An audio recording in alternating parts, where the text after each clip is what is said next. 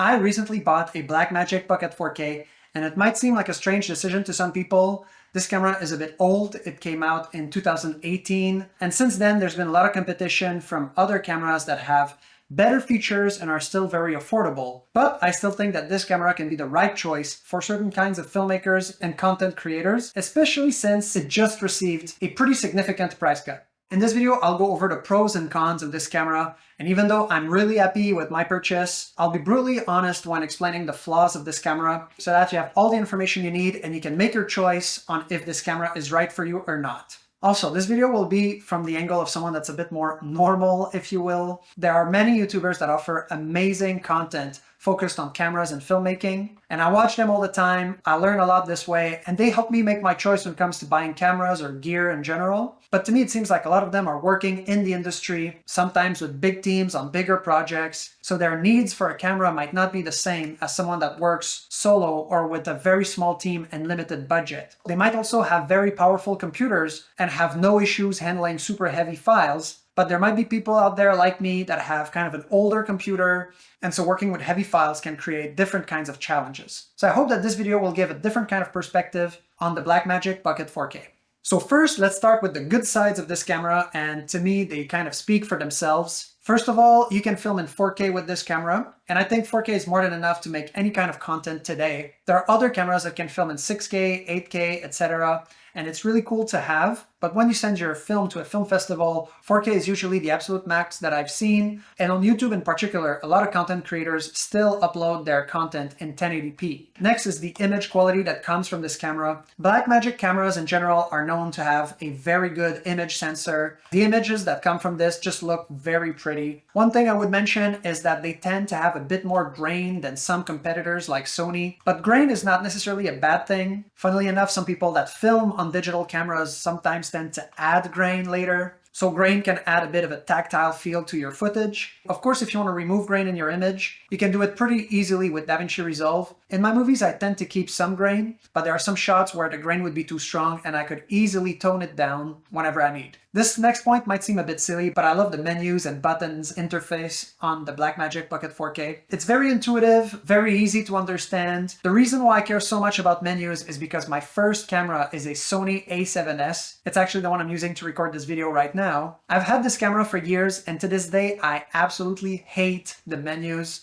I find them so confusing. I have a hard time understanding which button does what, and I feel like because of that, I haven't used my Sony a7S to its full potential. But with the Blackmagic Pocket 4K, after only a month, I was already super familiar with all the features, and I could tweak things per shot or per project whenever I need. I also feel that when making any kind of project, it takes a lot of effort to go through with it, and any added frustration can make the experience much harder. So to me, a camera that's easy to use is quite underrated and makes the whole experience more fun.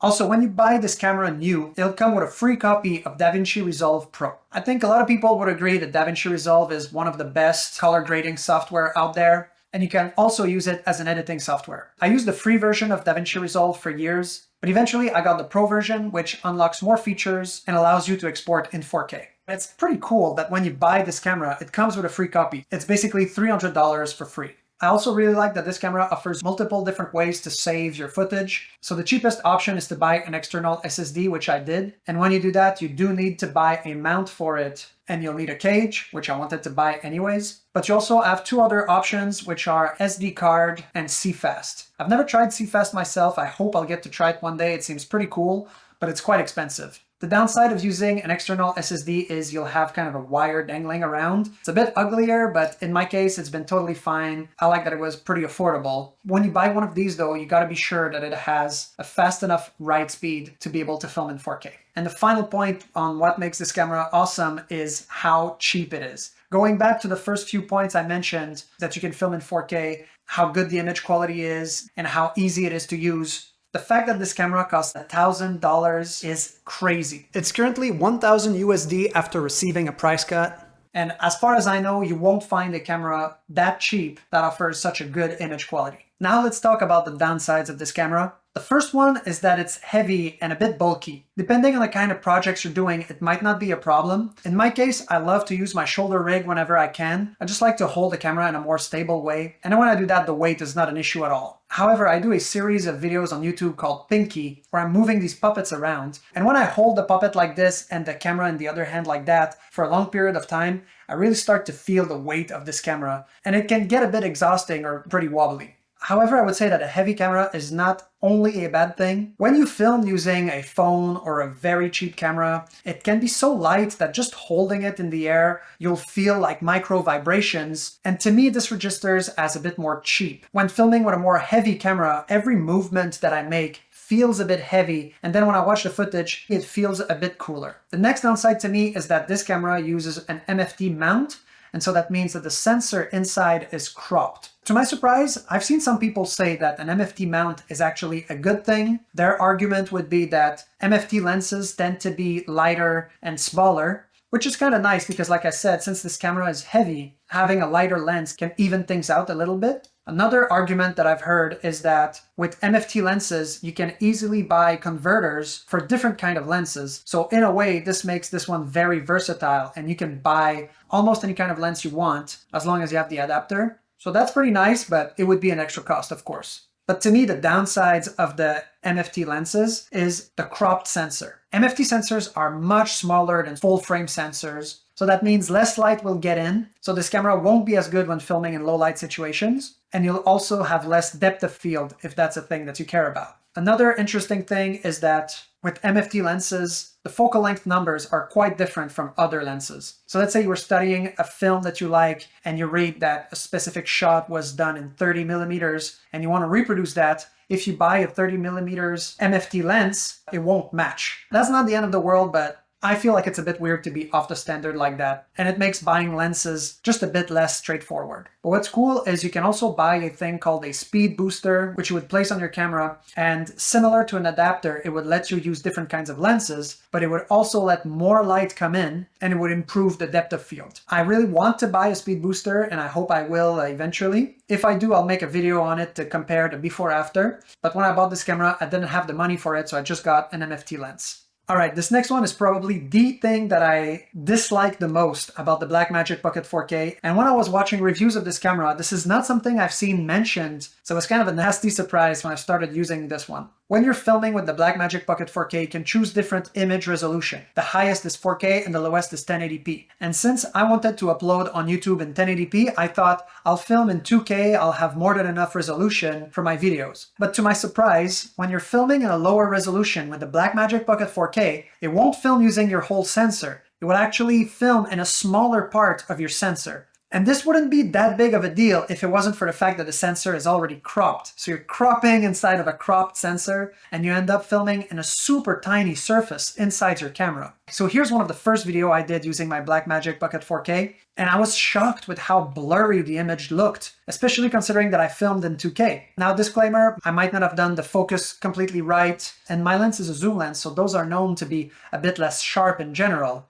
But this thing kept happening through my tests until I decided to start filming in Ultra HD. And while filming in Ultra HD, now I feel like the result is a bit more crisp. But the problem with that is the files are much bigger from Ultra HD compared to 2K. So yeah, to me that's quite annoying. I did some research, and from what I understand, RED cameras do the same thing. So if you film in a lower resolution, they will crop inside the image. But I know that not all cameras do that. So for example, I have a friend that has a Sony FX3, and I asked him to do this test. And whether he films in 4K or a lower resolution, the whole sensor is being used, which is much better, I think. Alright, next, when you film with this camera, you have a choice between two formats, ProRes and Blackmagic RAW. As you can guess, the second one is closer to raw footage, so you have much more control when it comes to color grading and post, and I was really excited to try this format. It's one of the reasons why I wanted this camera. And of course, I expected the files to be heavy because that's what happens when you film raw, but it was still a bit heavier than I expected. Even when using the highest compression, which is 12:1, the files tend to be very big very quickly. And it can be a problem if you don't have a lot of space on your computer. And again, maybe this wouldn't be so bad if I could film in 2K or 1080p, But as I said before, because of the cropping, I don't feel comfortable filming below Ultra HD with this camera. So yeah, to give you an idea, on a project like Pinky, which I did recently, all the footage was about 90 gigs. And I know for people that have like servers or a lot of space in their computer, that's nothing. But I feel like for some people it's a lot, so I wanted to put it out there. Next, we're going to talk about the battery life. If you've seen any video about the Blackmagic Pocket 4K, people are always complaining about the battery life. To me, it's not been a big deal. Maybe because my previous camera, the Sony A7S, had similar or worse batteries. So with the Pocket 4K, you can expect your battery to last a bit less than an hour. So I've been using 3 batteries myself, and I just rotate them as they get used. And since I'm filming mostly by myself for smaller projects, it's been fine. However, if I was on a more serious set, with a bigger crew, a lot of people, and limited time, I would be a bit more nervous about the battery situation. I think I would have 6 or maybe even 8 batteries just to not worry during the day.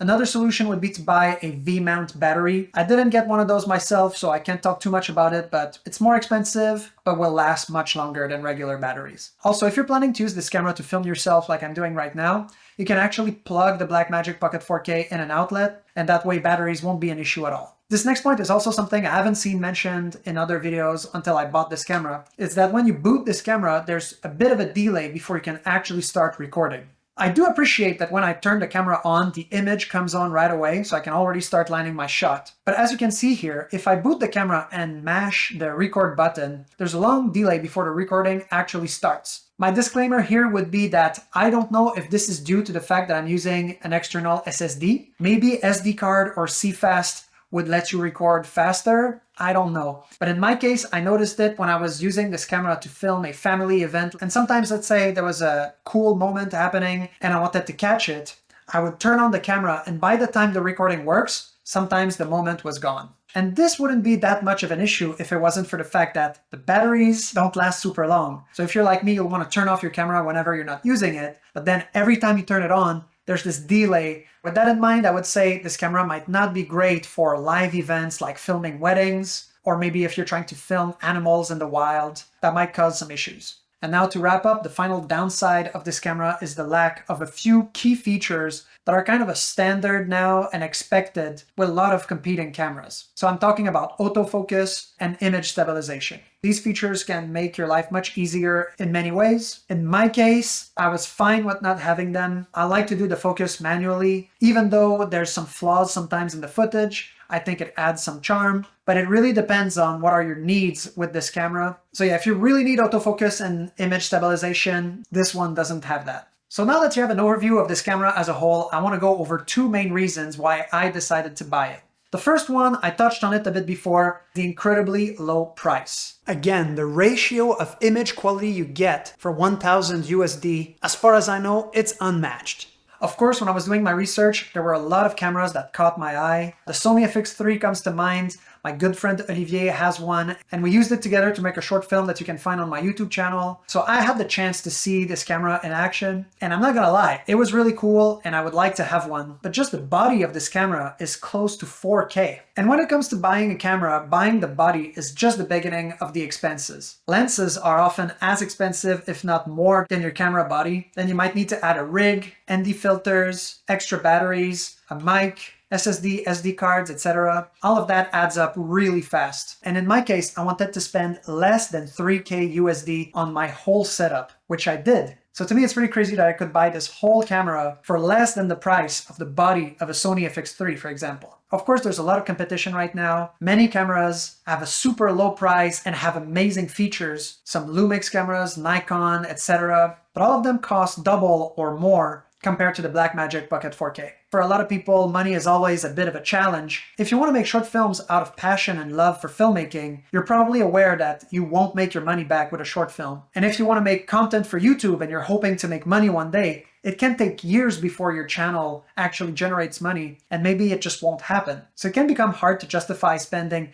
8K, 10K on a camera just hoping that you'll make money one day if it's so uncertain. So to me, 3K felt like a reasonable price to spend on my passion. And there's not been a better moment to buy this camera, I think, because it just received the price cut I was mentioning earlier. So this camera launched in 2018, and for 7 years, the price didn't budge. It was 1,200 USD, and that was considered super competitive when it launched. And during the 7 years, this camera kept on selling because this price point was always a big part of the appeal. But I think that over the last few years, competition has started to catch up with their lower priced, very good cameras. So I think Blackmagic were pretty smart in reducing the price of this camera by $300 just so that it remains competitive with the others and buying it still feels like a great deal. The second reason why I bought this camera is I wanted to jump in the world of Blackmagic cameras. So you might have noticed during this video, but I think pretty highly of Blackmagic Design as a company. I think they're awesome, they make great products, and their prices are always so low across the board. The first Blackmagic product I used was Davinci Resolve, and I was mind blown by how good it is and the fact that it was free. And I also hate how some competitors have predatory practices where you have to keep paying a subscription fee every month and you'll never own the software. Versus with Blackmagic, you buy the Pro version once and you keep getting all these amazing updates for free. And I feel the same way about their cameras. When the Blackmagic Pocket 4K came out, I remember it being shocking how cheap this camera was for the image quality it offered. And I don't want to exaggerate or anything, but I wouldn't be surprised that just them entering the market with that camera forced competitors to try to be competitive as well and lower the price of their cameras. To me, it really feels like Blackmagic is trying to make filmmaking affordable for everyone. From color grading and editing software to cheap cameras, everything they do has helped young filmmakers or people with limited budget. So to me, the world of cameras is better now that Blackmagic is part of it. So I really want to support a company like that. So that's it for my video on the Blackmagic Pocket 4K. If you're new to my channel, I made a video showing the kind of content I make. I hope you'll stick around and thank you so much for watching and see you next time.